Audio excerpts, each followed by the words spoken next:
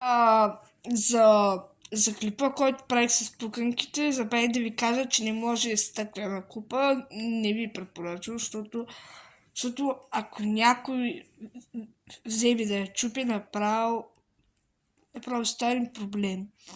Примерно, ако сте на парти, на дискотека, на бар, ако някой щупи купата с пуканките, няма да бъде много хубаво. И затова може просто пластмасова, тя е по-издържива. Ако някоя пусне така, няма да е проблем. Обаче стъклото се чупи, тъй че по-добре да не ви предлагам. Не ви предлагам, така че между другото за хилядните вида пуканки там се базиках.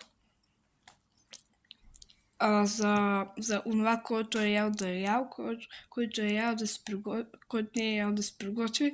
Това беше един тъп виц, чувал съм го по интернет. И се извинявам за повторенията в клипа, че има така, така съм спирала на пауза, просто това са били блупърс, просто съм ги включил на едно. Вие не сте разбрали сигурно.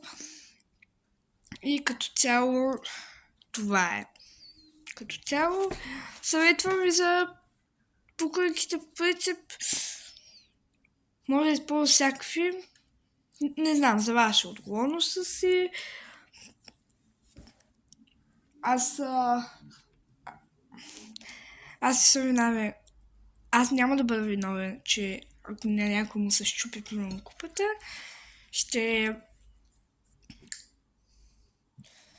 няма да бъда виновен аз.